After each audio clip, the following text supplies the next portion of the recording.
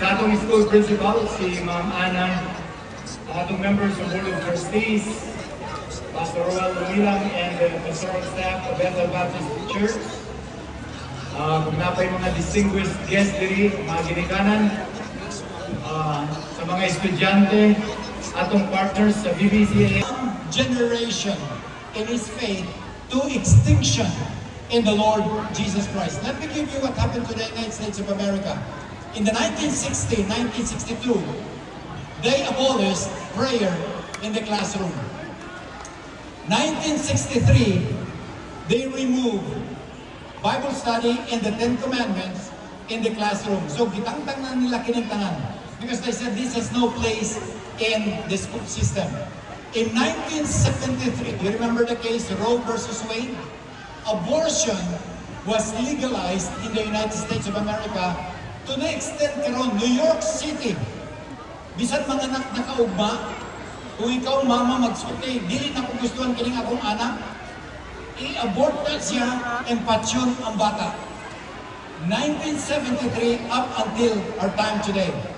In 1980, they declare again na illegal na mag-post of 10 commandments sa schools and public institutions. 62 to 80. How many years is that? About 20 years. They say that's one generation. 20 years, one generation. 20 years later, let's jump to the year 20,000 or 2000. Sex marriage was entertained. Year 2000. Year 2020 and thereafter, some states have legalized na okay ang mag-asawa, laki sa laki, babae sa babae. 20 years, one generation. So parents, safeguard your faith. Teach your children in the way of the Lord. Let's have Joshua 23 and 24. What's that? 21 ba kasi? Okay, what does it say? Okay, the verses. Say first part, Anna.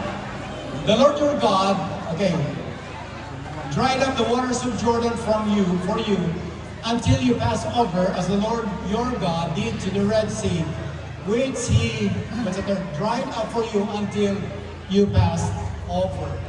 And then the next verse is in verse 24. He did so also that all the peoples of the earth may know that the hand of the Lord is powerful, so that you might always fear the Lord your God. Ganong gidry up sa Ginoo? It says in verse number 24, God did this so that all the peoples of the earth may know about the hand of God. Today we're celebrating 40 years, not for anybody else's distinction, except for the glory of our Lord and Savior Jesus Christ. Let's go to the second, final thing. Okay, second is this: memorials remind us of our commitment to God. The 12 stones remind the nation of Israel of their commitment to God. We need to be reminded of our daily commitment to God to train our children in the way of the Lord. Let me say this. Katong mga bato, they are not dormant. They're not dormant somewhere in Gilgal. They're not dormant somewhere in the middle of Jordan River. Why? Ma'am, let's have the next slide because I'm going to say it. Heritage is not frozen in time. It is not relegated to the past. It is a living and dynamic truth sa atong kinabuhi. Why? Can we have the next slide? Oh, no, I don't have it. Let's go back to the previous one. Why? Because ang atong story, it's not just our story. It is His story. It's a story of God in our own lives. It is a story of grace. It is a gospel story. It is story sa pagkamaayo sa Ginoo sa atong kinabuhi. We put up Bethel Baptist Christian Academy for the reason that we'd like to have an institution where we can train our students in the way of the Lord, where teachers are believers who love God, who love others, who love their students, who love what they do.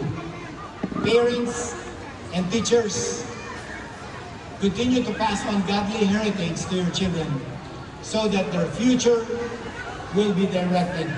Pareha sa compass gani, ang needle sa compass will always point west. It's always going to point north. And teachers and parents, make it that your life would always point north, always up in the instructions of the way of the Lord. Let me end with a couple of takeaways. Takeaways mo na yung inyong take home.